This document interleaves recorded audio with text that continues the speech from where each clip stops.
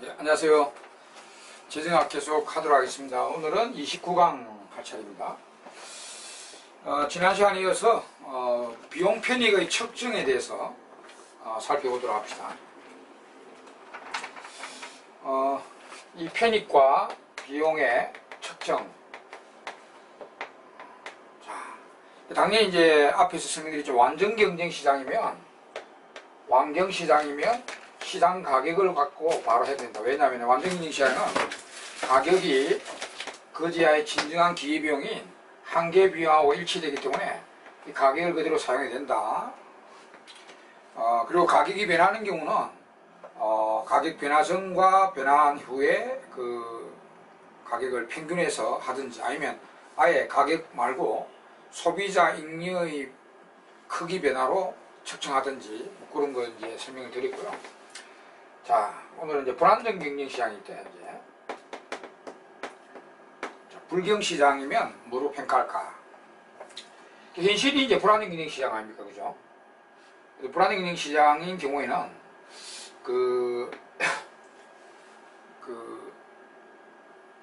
기회비용을 고려한 무엇이 더 기회비용에 가깝나? 잠재가격이라 하기도 하죠. 기회비용, 잠재가격 같은 말이라 보면 기회비용을 고려한 조정가격으로 추산하는 게 낫겠죠. 단순히 이제 시장 가격을 갖고 그대로 평가를 하면 안 되고 무엇이 더 기회비용에 가깝나를 고려해서 조정된 가격을 씁니다. 그 중에 첫째, 이제 텍스가 부과된 상품을 정부 사업에 투입했다. 첫째, 텍스 부과된 상품을 어떤 정부 사업에 투입을 시킨다. 정부 사업에 투입이 될 때 이 상품을 뭐로 평가할 것이냐 이죠. 자, 만약에 첫째, 정부가 이제 이 정부 사업에 쓴다고 이 상품을 100개를 사들였다면 100개를 사들이는데 그 100개가 민간에 갈 거는 그대로 가고 완전히 새롭게 생산되어 100개가 완전히 새롭게 생산되어 정부 사업에 들어왔다. 그러면 민간에 갈 거는 아무 관계없이 새롭게 만들어져서 정부 사업에 들어왔기 때문에 그 재화의 기회비용은 텍스가 포함 안 된 생산자 가격이다. 기회비용이 더 가깝다. 생산자 가격이. 완전히 새롭게 생산되어 신생산되어 투입이 됐다면 이 재화의 기회비용은 조세가 포함되지 않은 생산자 가격이 안 맞겠나 이거죠. 생산자 가격을 하고 그 다음에 이제 100개를 정부가 사들이는데 이 상품을 근데 그 100개가 하는 게 새롭게 생산돼서 들어온 게 아니라 가만 놔뒀다면 민간에 팔릴 것이 안 팔리고 100개가 정부 사업에 들어왔다. 그러면 그 재화는 민간에 가만 놔둬도 민간에 팔릴 거 아닙니까? 조세 포함된 가격인 그 가격으로 팔릴지 않는데 그 민간에 가지 않고 정부 사업에 들어왔기 때문에 그 재화의 기회비용은 텍스 포함된 소비자 가격이 맞겠다 이런 뜻이에요. 그러니까 민간에 팔릴 것이 투입됐다. 가만 놔두면 민간에 그냥 팔릴 것입니다. 팔릴 것이 민간에 가지 않고 정부 사업에 투입되면은 이 재화는 조세 포함된 소비자 가격이 기회비용이 되지 않겠나. 소비자 가격은 이제 조세 포함된 가격입니다. 이렇게요. 그 다음 이제 복합적으로 투입해야 돼. 일부는 뭐 50개는 신생산되고 50개는 민간에 팔릴 것이 투입됐다면 복합 투입됐다면 요거와 요거 가중치 평균 가중 평균을 해서 평가하는 게 맞지 않느냐 이런 이야기입니다.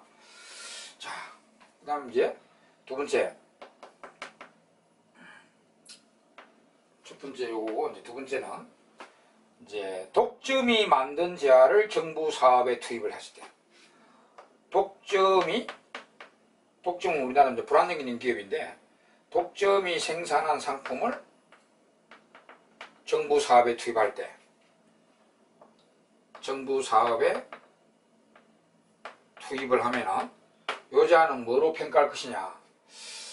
독점의 가격은 한계 비용보다 높기 때문에 그 시장 가격은 독점의 시장 소비자 가격은 가격은 기회비용을 정확하게 반영하지 못하죠. 그리고 또 기업 독점이 생산한 상품을 정부가 이제 100개를 사들이는데 그것도 완전히 신생산되어서 들어왔다. 이것처럼 신생산돼서 투입됐다면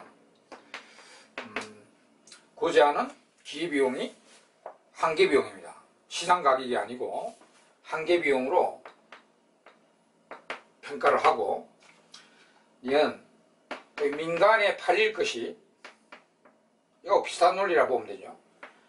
민간에 팔릴 것이 민간에 가지 않고 정부 사업에 들어왔다. 그럼 그거 가만히 민간에 가서 소비될 거 아닙니까? 그럼 민간들은 그 제화를 가격을 주고 시장 가격을 주고 사들일 거 아닙니까? 그죠? 그러니까 그 제한은 기회비용이 시장 가격일 것이다. 이런 이야기죠. 자, 그 다음에 이것도 중복 투입 때문에 일부는 요거는 가중 비평균 내에서 하고요. 중복 투입됐다면 가중 평균에서 평가하고, 이렇게. 이게 이제 텍스 부과된 상품이 들어온 거하고 독과점 기업, 불안정인 기업이 만든 상품이 들어온 거하고, 이런 게 이제 이 정부 사업 평가할 때 대표적으로 일어나는 문제이기 때문에 이렇게 이야기를 해드리는 겁니다. 그 다음에 이제 정부 사업에 노동자를 고용했을 때는 그 노동자 고용에 따른 편익이나 비용을 뭐로 측정할 것이냐. 자, 이제 세 번째, 노동자를 정부 사업에 고용했다. 노동자를 정부 사업에 고용했을 때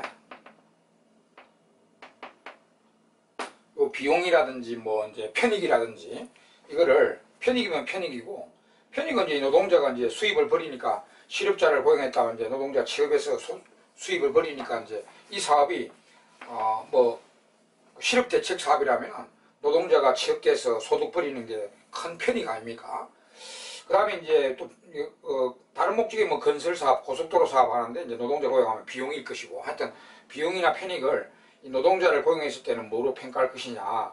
그런데 첫째는 이 노동자가 가만히 놔뒀다면 뭐 할 노동자인가, 민간에 뭐 할 노동자인가, 그걸 따져봐야 되죠. 민간의 취업자를 민간에 취업된 민간의 취업자를 정부 사업에 고용했다. 가만히 놔둬도 민간에 취업되어 있는 사람입니다. 그 사람을 이제 정부 사업한테 끌어왔다는 거죠. 그럼 그 사람의 기회비용은 뭐예요? 그 사람은 가만히 놔뒀다면 민간에 취업해갖고 임금을, 시장 임금을 받을 사람 아닙니까? 그 사람을 이렇게 빼내왔으니까 그 사람의 기회비용은 그 세전임금이 되겠습니다. 세전임금. 그 다음 2번째, 민간에 취업된 자를 끌고 오면 그 사람이 받는 세전임금이 그 사람의 그 기회비용이니까 가고요. 그 다음에 그 자발적 실업자 있죠. 실업자를 고용했는데 보통 이게 중요한, 실업자가 고용되는 경우가 많겠죠. 현 실업자들을 이제 정부 사업한다고 그 사람들을 취업시켰다. 근데 자발 실업자를 취업했어요. 자발 실업자를 정부 사업에 고용했다. 그럼 이 사람의 편익이나 비용을 뭐로 평가할 것이냐. 자발 실업자. 그럼 자발 실업자는 민간에 가만히 놔뒀다면 이 사람은 이제 취업될 사람인데 자기가 더 좋은 조건의 임금을 받으려고 다른 직장을 알아보는 과정의 실업자거든요. 그게 자발 실업자거든요. 그 사람을 정부 사업에 고용시켰을 때 이 사람의 기회비용은 무엇인가. 근데 자발 실업자는 내가 여기 갈 수 있는데 여기 가기 싫다. 근무 조건이 마음에 안 든다. 더 좋은 조건의 일자리를 찾고 있는 과정의 실업자거든요. 자발 실업자는.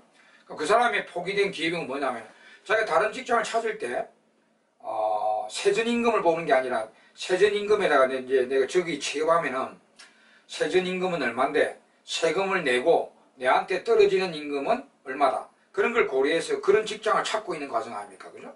그러니까 자기한테 수준이 떨어지는 세후 임금이 기회비용이 되겠습니다. 세후 임금. 되고, 그다음 디귿 비자발 실업자입니다. 비자발 실업자를 정부가 고용했다. 이 사람은 가만 놔두면 비자발 실업자니까 그냥 놀 사람입니다. 그죠? 이 사람 어디론지 비자발 실업자라는 거는 어디론지 가려고 지금 노력하고 있는데도 자리가 없어서 실업자 되어 있는 사람이거든요. 이 사람을 이제 정부 사업한다고 이 사람을 딱 채용했습니다. 그럼 이 사람의 편익이나 비용을 뭐로 평가할 것이냐? 이 사람의 기회비용이 뭘까요? 가만히 놔두면 놀 사람이었어요. 놀 사람을 이렇게 취업했다. 그러면 뭐 기회비용은 제로도 아니라면 안 되고요. 놀 사람은 뭐냐면 물론 뭐 자기가 즐겨서 노는 게 아니겠지만 그래도 놀았다면 여가라는 게 있겠잖아요. 여가. 놀면은 여가를 누리잖아요. 그래서 그걸 못 누리고 이제 들어오니까 이 사람이 포기한 여가 가치로 계산해요. 0이 아니라서 이거 조심해야 돼요. 이 사람 원래 놀 사람이었으니까 이 사람을 땡겨와서 사업에 고용해도 기회비용은 하나도 없다 이렇게 생각하면 안 돼요. 그 사람이 포기한 여가 가치가 있을 것입니다. 물론 이 사람이 놀고 싶어서 노는 게 아니라 억지로 노는 거니까 포기한 여가 가치가 그렇게 높지는 않겠습니다. 높지는 않겠지만 그래도 0은 아니라는 사실을 기억해야 됩니다. 이 사람이 포기하는 여가의 가치, 포기하는 여가의 가치로서 측정을 해야 됩니다. 이런 식으로 세부적으로 어떤 노동자를 정부 사업에 고용하냐에 따라서 세전임금이냐, 세후임금이냐, 포기한 여가 가치로 측정하느냐 이렇게 달라지게 됩니다. 이런 것도 잘 알아두세요.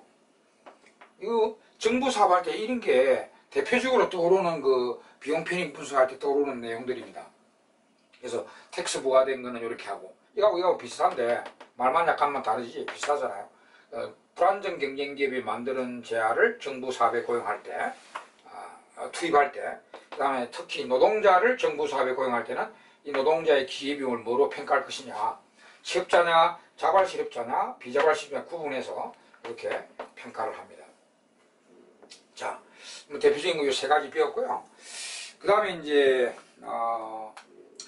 무형적인 이제 우리 무형적인 편익과 비용도 추산해야 된다 했잖아요, 그죠? 앞 시간에 그럼 무형적인 편익과 비용은 뭐로 평가할 것이냐? 주로 이제 시간 가치, 생명 가치, 환경 가치 있는 겁니다. 세 가지.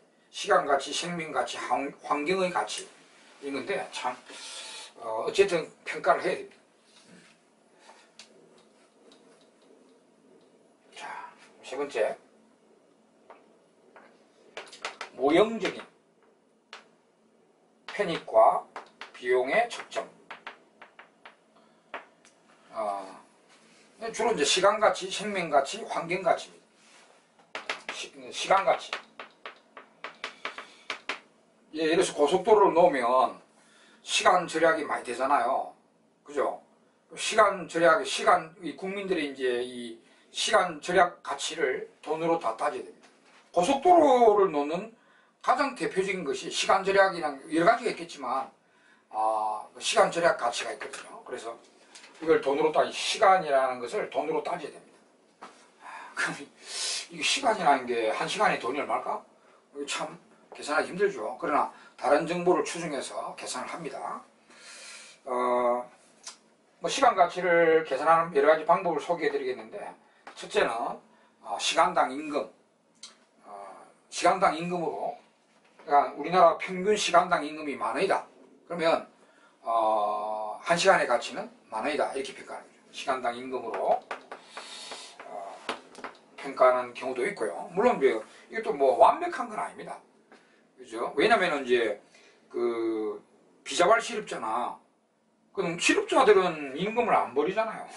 실업자를 평가할 때 실업자들의 한 시간 가치는 임금이다 이렇게 하기는 좀 그렇고, 그래서 비자발 실업자라든지 그 다음에 이제 임금은 좀 낮으나 비금전적 이득이 큰 그 직종들 있죠. 예를 들어서 교사 이제 교육을 하는 이 교사라든지 그다음 공무원 이 사람들은 자기들의 그 시간 가치가 비금전적 이득이 크잖아요. 사회에 미치는 공헌도가 크거든요. 그래서 그 사람들이 받는 그 사람들의 시간 가치를 그 사람이 받는 임금으로 평가한다는 건 너무 가소평가하는 거 아니냐, 그런 이야기를. 그래서 그럼 하여튼 뭐 완벽한 것은 아니지만 그래도 이런 거로 시간당 임금으로 측정하는 경우도 있다, 이런 뜻이거든요.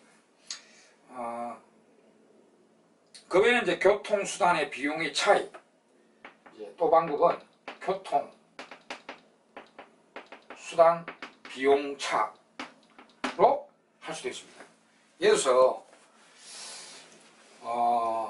버스로 해서 그 거리를 가면은, 버스로 그 거리를 가면은 2시간 걸리는데 돈은 10,000원이다.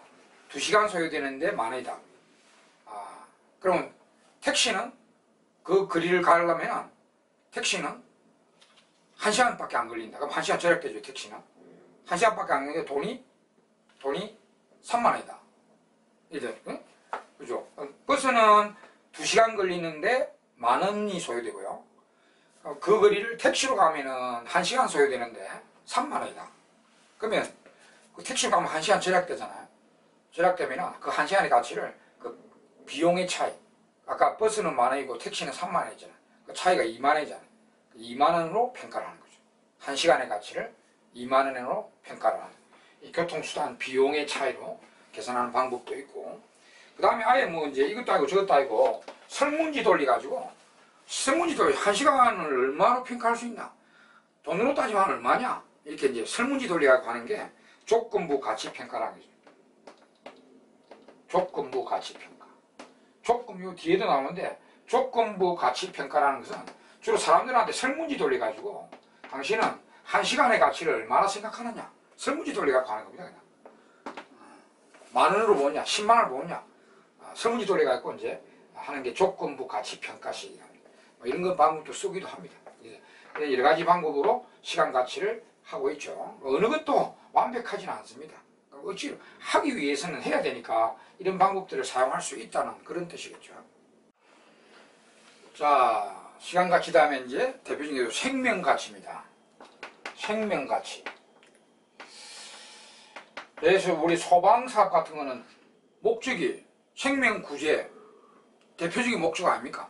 그런 이제 소방사업이나 재난에 대한 사업, 뭐 방역 사업, 뭐 이런 것들은 생명 가치가 아주 중요한 가치로 떠오릅니다. 그래서 이 사람 생명 가치는 어떻게 계산할까? 조금 뭐 다 문제지만 어쨌든 뭐 화폐 가치로 추산해야 되니까, 여기는 이제 첫째 그 인적 자본 접근법이 있습니다. 인적 자본 접근법. 접근법은 어떻게 사람의 생명 가치를 측정하냐면은, 어떤 사람이 이제 사망을 했을 때 남아있는 기간 동안에 소득을 벌 수 있는 소득이 있잖아요. 그 소득, 자녀 생애에 벌 수 있는 소득, 자녀 생애에 벌 수 있는 소득 빼기, 그 다음에 이제 그 자녀 생애 동안에 산다면은 그 부양 비용이 있겠죠. 뭐 먹고 자고 뭐 이렇게 주택 비용, 뭐 식료품 비용, 뭐 의류 비용, 이런 거, 부양 비용, 자녀 생애 동안의 부양 비용을 차감해서 그 사람의 생명 가치를 측정합니다. 이런 방법이 인적 자본 접근법이고요. 이것도 완벽하지는 않겠지만, 그 다음에 지불의사 접근법이라는 게 있습니다. 역시 지불의사 접근법. 이건 이제 또 뭐 설문지 돌리는 건데, 당신은 사망 돈을 얼마 주면 죽겠냐, 이렇게 물어보는 거죠. 당신이 지금 돈 얼마 주면은 죽을 수 있냐, 사망할 수 있냐, 이렇게 이제 물어본다든지, 아니면 사망을 회피하기 위해서 이렇게 지불하고자 하는 금액, 이런 걸로 하는 게 이제 지불의사 접근법입니다. 그래서 사망 회피를 위해 지불하고자 하는 금액, 지불하고자 하는 금액이 얼마냐, 이렇게. 그래서 뭐 사망 회피하기 위해서 여러 가지 뭐 안전장치를 단다든지, 뭐 보험에 가입한다든가 뭐 등등 있는 거죠. 사망 회피를 위해서 지불하고자 하는 금액, 이게 이제 지불의사 접근법입니다. 이런 거 뭐 이런 방법도 있고 이 방법도 있는데, 대충 이제 이 인적자본증권법보다 지불의사증권법이 조금 더 크다고 합니다. 이렇게 해보니까 지불의사증권법으로 하는 게 조금 더 금액은 크게 나온다. 그러나 이든 저든 과연 생명가치 이렇게 돈으로 이렇게 평가하는 게 그렇습니까? 그죠? 이들 이렇게 하든 간에 어쨌든 다 생명을 너무 가소평가하는 그런 문제점이 있습니다. 가소평가 문제점이 있겠죠. 생명은 좀 존엄하잖아요. 이런 걸로 해서 어떻게 그 생명 가치를 돈으로 이렇게 따질 수 있겠습니까? 그죠? 그래서 이 방법이 이 방법이 어쨌든 다 안 좋다 이 말입니다. 적절하지는 않다. 최상의 방법은 아니다 이 말이죠. 다 가소평가 문제가 있는 겁니다. 여튼 뭐 그러나 이런 거는 이제 여튼 적절하지는 않지만 이런 걸로 해서 여튼 평가를 합니다. 그 다음에 이제 그 환경가치, 환경사업 같은 거는 이제 환경개선 사업 이런 거는 뭐 환경에 대한 가치를 평가를 보통 해야 되죠. 그래서 이 환경가치 평가도 대표적인 것입니다. 환경가치 평가. 환경개선 사업 이런 거는 대표적으로 이 환경이 얼마나 좋은 것이냐 이게 이제 화폐가치로 환산을 해야 되겠죠. 여기도 이제 역시 요거 비슷하게 지불의사증권법이 있고요.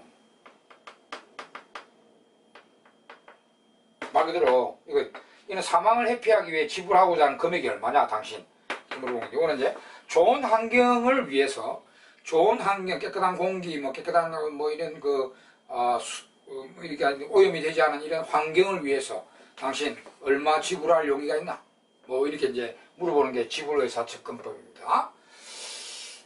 그 다음에 이제 해돈익 접근 방법이 있는데 해돈익 가격 접근, 해돈익 가격 접근 법이 또 있습니다. 이거는 그 환경을 개선했을 때 주택 가격이 얼마나 상승하는가로 가지고 환경의 가치를 평가하는 겁니다. 해돈익이라면 주택 가격인데 환경이 만약 개선이 되면은 그 지역의 주택이 가격이 오를 거 아닙니까? 그래서 그 주택 가격이 얼마나 오르는가 주택 가격 상승분을 측정해서 환경의 가치로 평가하는 방식이 해돈익 가격 접근법이라고 합니다. 여러 가지 이런 방법들이 있어요. 이게 다 경제학자들이 다 연구한 결과 여러 가지 이런 방법들이 나와 있습니다. 어느 것도 뭐 최적절하지는 않는데 하여튼 이렇게 어느 정도 이렇게 시간 가치 생명 가치, 사람 생명 가치, 환경 가치 이런 걸 이제 평가를 하고 있다 이 뜻입니다. 소개를 했을 뿐입니다. 자, 그러면 이제 우리 비용 편익의 측정에 대해서는 거의 다 끝나갔는데 이제 조심할 게 있습니다. 우리 비용 편익 측정 시에 주의할 내용 이제 말씀드리고요. 자, BC 측정 시, 평가 시, 측정 시 주의사항, 주의할 내용은 간접 편익을 너무 강조해서는 안 된다.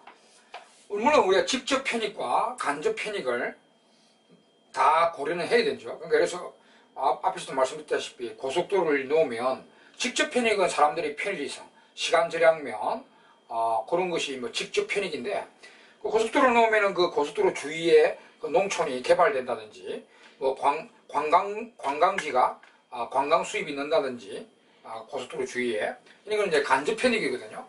그래서 그런 것도 물론 추산을 해야 되지만 간접 편익을 너무 강조한단 말이에요. 직접 편익 말고 간접 편익을 너무 강조해가지고 뻥튀기 할 필요까지는 없다 이런 거고. 그래서 간접적인 편익을 너무 강조하는 문제, 강조해서는 안 된다는 말이죠. 그리고 특히 이제 이중계산 문제, 이중계산을 해서는 안 됩니다. 이중계산. 그러니까 이 관료들은 보통 그 사업이 꼭 선택이 되기 하기 위해서 하는 게 관료로서는 좋으니까 우리 관료의 예산 극대화 경향이 있죠.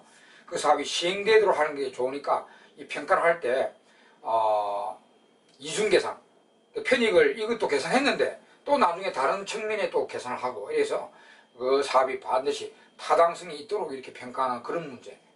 그래서 이중계산하는 문제 이런 걸 주의를 해야 된다 이 말이죠. 그리고 이제 나머지 하나는 여기 이제 무형적인 비용 편익 평가하는 방식도 있는데 어떤 사업은요 전부 다 무형적인 편익만 나오는 편익 비용만 나오는 그런 사업은 자 무형적 비용 편익 비용만 발생하는 사업의 경우에는 어차피 우리가 아까도 말씀드렸잖아요. 시간가치, 생명가치, 환경가치 이렇게 하지만 최적절한 방법은 없다. 그죠? 그래서 어떤 사업의 이제 편익이요. 유형적인 편익은 안 나오고 전부 다 이제 환경 개선, 시간 절약, 생명 구제 이런 무형적인 편익과 비용만 발생하는 사업의 경우에는 아예 무형적인 편익 비용을 계산하지 말고 비용만 계산해가지고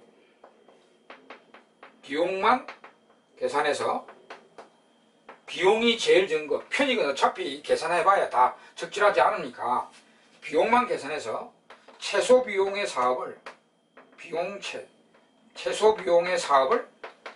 선택하는 이런 방식도 있겠습니다. 그죠? 어차피 무형적인 편익은 측정하기 힘드니까 또 객관적이지 못하니까 이제 비용만 계산해가지고 최소 비용의 사업을 선택하는 이런 방식도 있을 수 있습니다. 이건 비용 효율성 분석이라 합니다.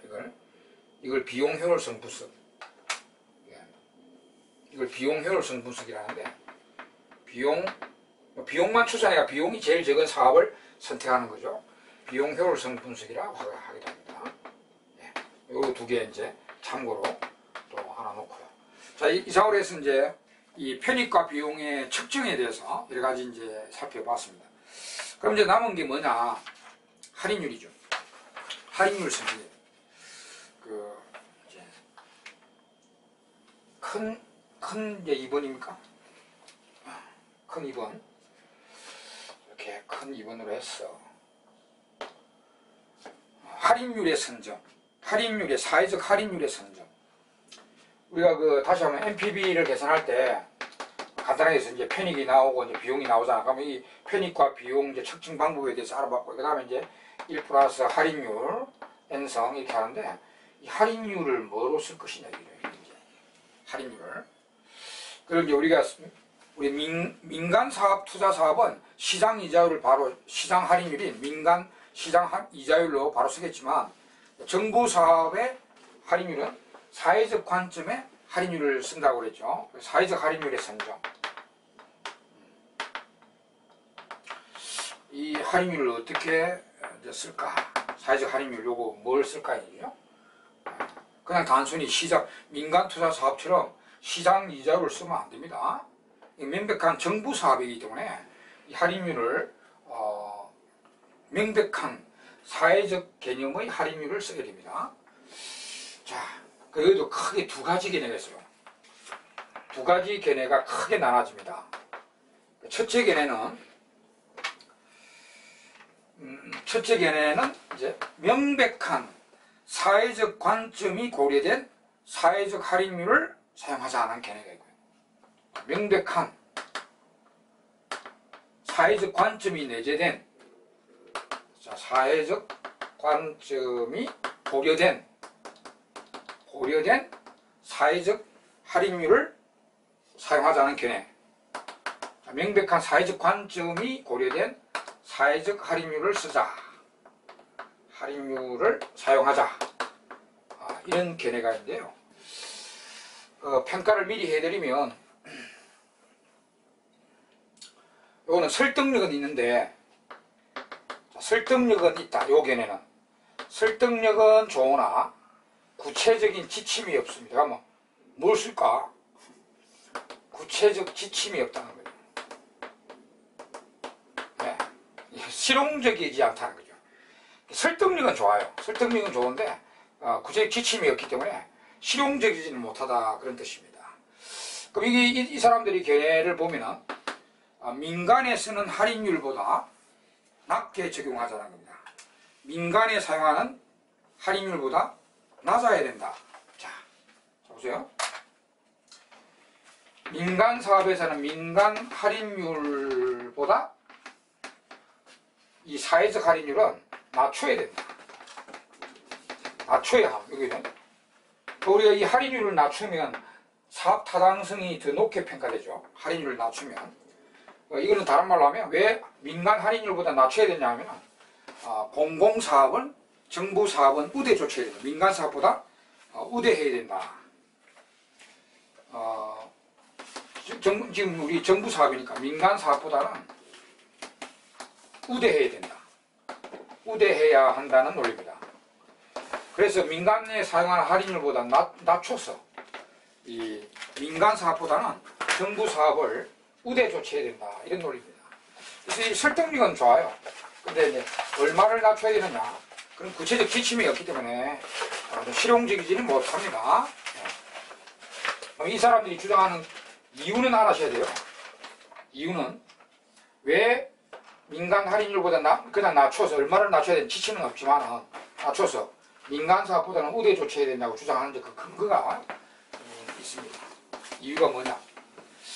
왜 정부 사업은 민간 사업보다 우대 조치해야 되느냐? 그 이유를 4가지로 설명합니다. 첫째는 미래 세대에 대한 이원 사업. 자, 보통 정부 사업은 미래 세대에 미치는 사업이 많죠. 미래 세대에 우리 이제 미래 세대 지금 그 젊은이들, 그 다음에 앞으로 태어날 우리나라 후손들 미래 세대에 그 이론 사업이 많단 말이에요. 이론 사업이기 때문에 정부 사업은 그래서 미래 세대에 많은 영향을 주는 사업이기 때문에 민간 사업보다 민간 사업은 이제 현 세대를 좋게 하는 사업인데 이 정부 사업은 미래 세대에 많은 이론 사업이기 때문에 할인율 낮춰서 우대 조치해야 된다. 둘째는 또 민간 사업은 정부 사업은 민간 사업보다 외부 경제를 많이 일으킨다. 외부 경제를 발생시킨다. 그래서 우리의 외부 경제, 우리 앞에서 외부가 배웠지만 외부 경제는 좀 많이 생산되고 많이 하는 게 좋잖아요, 그죠? 그래서 이 정부 사업도 이자율, 할인율을 낮춰서 타당성을 높게 평가해줘야 돼요. 외부 경제를 많이 발생시키는 사업이 정부 사업이니까. 세 번째는 보통 사람들이 정부 사업은 민간 사업보다 위험도도 낮다. 위험도도 민간 사업보다 낮다. 위험도도 정부 사업은 민간 사업보다는 보통 낮죠. 낮다. 그래서 위험도가 낮기 때문에 또 민간 사업의 할인율을 그대로 쓰면 안 되고 좀 낮춰서 타당성을 높여야 된다는 주장이고요. 네 번째는 우리 민간은 보통 이제 근시안적 태도를 갖고 있죠. 민간이 근시안적 태도를 갖고 있습니다.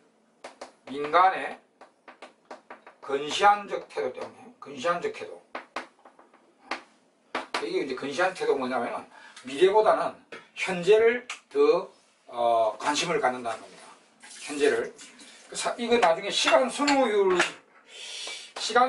용어가 있는데 우리가 시간 선호율이 뭐냐면 주관적 개념이냐. 사람들이 미래 소비보다는 현재 소비를 얼마나 더 좋아하느냐. 주관적인 그 미래 소비 이론보다는 현재 소비 이론을 얼마나 더 좋아하느냐. 이걸 시간 선호율이라고 해요. 그 시간이 현재 시간이라고 보면 돼. 그 미래보다는 현재 소비를 얼마나 더 좋아하는가. 그 주관적인 그 율을 시간 선호율이라고 합니다. 그래서 이 사람들이 여러분 지금 이런 소비할래? 1년 뒤에 이런 소비할래? 지금이 낫잖아요. 1년 뒤에 이런 소비하는 것보다 지금 이런 소비하는 게 훨씬 좋겠죠. 그래서 이거 그러면 미래 이론보다 현재 일어나고 미래에 얼마 소비를 같이 좋아하는 왜 이래서 이게 주관적인데 현재 일어나면 나는 미래 1.2원을 포기할 용이 있다. 그러면 이 사람은 미래보다 현재를 0.2원 더 얹어서 포기할 용이 있으니까 이 사람은 미래보다 현재 소비를 20% 더 가치 부여하고 있는 거예요. 이게 가치 부여율, 이게 시간 선호율입니다. 사람마다 뭐 10%일 수도 있고 20%일 수도 있고 뭐 그러는데 하여튼 사람들이 근시안적 태도를 가지고 있으면 현재를 더 좋아하는 거죠. 현재를 미래보다 더 좋아하는 거죠. 미래보다 좋아하는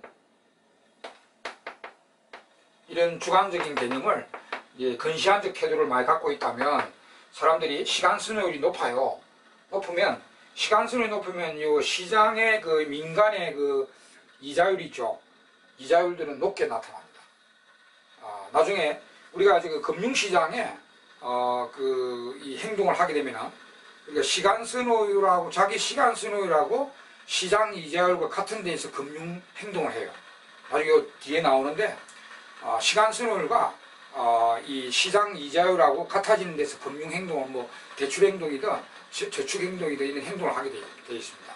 그래서 사람들이 근시안적 태도를 많이 가지고 있으면 미래보다 현재를 훨씬 더 좋아하는 그 가치율이 높다면, 즉 시간 선호율이 높다면 이건 시장 이자율이 아주 높아지게 됩니다. 시장 이자율이 굉장히 높아지게 되어 있어요. 그래서 그러면 여기 시장 이자율은 이제 민간 할인율이라고 보면 되거든요. 민간 할인율. 이게 이런 태도 때문에 민간의 자금은 그 시장 이자율은 그 민간 자금의 기회비용보다 너무 높게 평가되어야 돼요. 사람들의 이 근시안적 태도 때문에. 그래서 이런 것이 있기 때문에 시장 이자율, 민간 시장 이자율을 할인율로 그대로 써서는 안 된다. 낮춰야 된다. 이런 근거가 이 4개 있습니다. 이 4개 알아두셔야 돼요. 그래서 이런 4개의 근거를 보면은 설득력은 굉장해요. 근데 이제 얼마를 낮춰야 되는지, 뭐 1%를 낮춰야 될지 2%를 낮춰야 될지 그 지침이 없어요. 실용성이 없다. 이렇게 이제 보시면 됩니다. 그럼 이제 두 번째 견해는 이제 설득력은 이거보다 좀 떨어지지만 구체적 실용적이다는 거죠. 그 두 번째 게. 두 번째 견해가 이제 다음 시간에, 이 시간 이제 됐으니까 다음 시간에 이제 두 번째 견해를 보고 비용 편익 사업은 이제 그거로 마무리가 되는 것입니다. 그래서 이번 시간까지 첫 번째 견해까지 설명을 드렸습니다. 수고했습니다.